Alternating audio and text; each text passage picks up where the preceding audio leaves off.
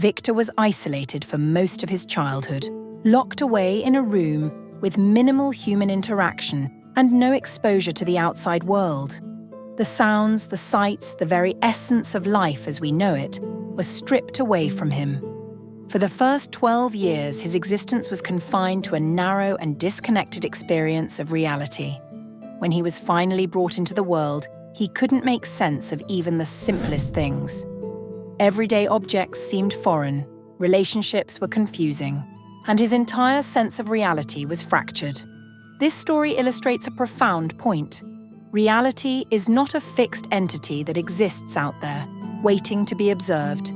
Instead, it's shaped by what we perceive, and what we perceive is deeply influenced by our senses and what we're exposed to.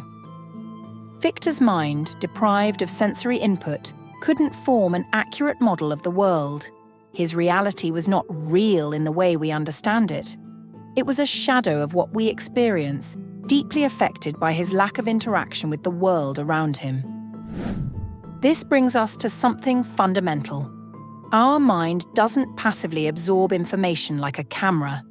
Instead, it actively works to construct a version of the world based on the sensory data it receives. When you look at a tree, you're not simply seeing the tree as it is in the world. Your mind takes in the raw data, the color green, the shape of the leaves, the texture of the bark, and processes that information through layers of memory, experience, and emotion. It's as if your mind fills in the blanks, making sense of things in a way that's not just about what's out there, but what's in here too, what you know, what you've learned, and what you've experienced. This doesn't mean what we see is entirely false, but it does mean that reality is subjective. Our brains take sensory input, but then they twist and filter it. Take, for example, someone who's been hurt in past relationships. If they see a person acting slightly distant or quiet, their brain might interpret this as rejection or coldness, even though the reality could be that the person is simply preoccupied with something else.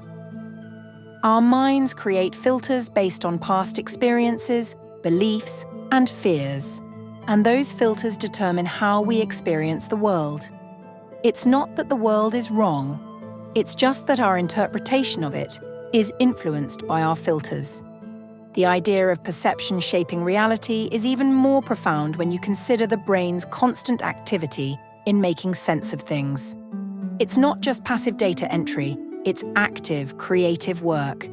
Think of a movie projector.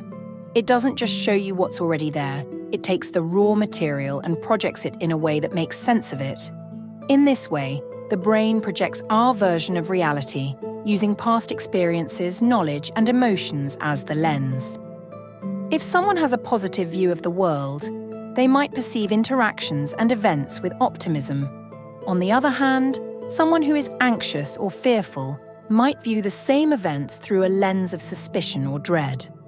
Every moment of your life, your brain is constructing reality based on its filters, and those filters are shaped by a combination of your unique past experiences, your cultural upbringing, and your personal biases. This is why two people can experience the same event and walk away with completely different understandings of it. It's not that one of them is wrong. It's that their minds are processing the information differently. Their filters are different. So, what we're really experiencing isn't reality in its purest form. It's our interpretation of it. And these interpretations are not static. They change as our experiences evolve, as we grow, and as we encounter new things. That's why people's perceptions of the same event can shift dramatically over time. The mind is always updating its filters, constantly revising its version of reality based on new input, new experiences, and new perspectives. The thing about these filters is that, over time, they become so ingrained in us that we stop questioning them. They become the lens through which we view the world. Our perception becomes our reality, and we begin to take it as the ultimate truth. But if we step back for a moment and recognize that what we're seeing, hearing, and feeling is shaped by our mind, by our filters, it opens up the possibility to see the world in a completely different way. A way that's not just shaped by old wounds, biases, or assumptions, but by a more conscious, mindful approach to how we experience life. The way our brains construct our perception of reality is far more complicated than simply processing sensory input. The brain in a vat thought experiment, proposed by philosophers, brings attention to the idea that our senses could be deceived. Imagine that your brain is kept alive in a vat of nutrients, connected to a machine that simulates sensory experiences. The brain would believe it is experiencing the real world, but in reality, it's only receiving signals generated by the machine. This raises a crucial question. How can we be sure that what we experience is the true world? If our senses can be manipulated or fooled, what we perceive might not be the objective reality. This idea challenges our fundamental understanding of reality. The brain interprets raw sensory information, but it does not always give us an accurate picture of the world. Optical illusions show us how the brain can be tricked into seeing things that don't exist, or perceiving depth and movement in ways that aren't actually there. Even when we think we're seeing reality clearly, we could just be perceiving a version of it, shaped by our brain's filters. The complexity of perception doesn't stop with the senses themselves. The brain's interpretation of sensory input is influenced by memory, expectations, and prior experiences. This means that every moment we experience is colored by what has come before. If you've had negative experiences with certain situations, your brain will automatically interpret new experiences through that lens. The brain is constantly looking for patterns and making predictions, which means we're not always observing things objectively. We might think we're experiencing something for the first time, but in reality, we're reacting based on past experiences that are deeply embedded in our mind. Philosophers like Descartes, through his famous phrase, cogito ergo sum, I think therefore I am, questioned the very nature of reality. Descartes pointed out that while we can doubt the external world and the reliability of our senses, the one thing we can't doubt is the fact that we are thinking beings. Our thoughts exist, and that is the basis of our reality. This aligns with the idea that perception is subjective. What we know for sure is that we exist in our minds, but everything we perceive, from the colors of a sunset to the voices we hear, is influenced by the lens through which we experience the world. This philosophy suggests that the only certainty we have is our consciousness. But if we can't trust our senses to show us an objective version of the world, how do we know what's real? The answer lies in the fact that reality is more complex than simple sensory input.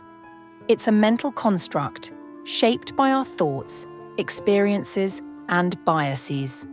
And since our minds are constantly filtering and processing information, what we experience is only one version of what's out there. To navigate through this, it's important to recognize how deeply our minds are involved in shaping what we call reality. It's not just the brain receiving information and giving it back to us. It's interpreting, editing, and sometimes even creating reality based on our internal world. This internal world consists of our memories, our emotions, our fears, and our desires. All of these factors play a role in how we see the world, influencing everything from how we view other people to how we experience our own identity.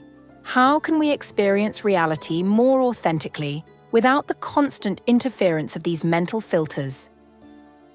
One way to detach from these filters is through mindfulness. Mindfulness encourages us to become aware of our thoughts without identifying with them. It allows us to observe the mind at work without letting it dictate our perception of the world.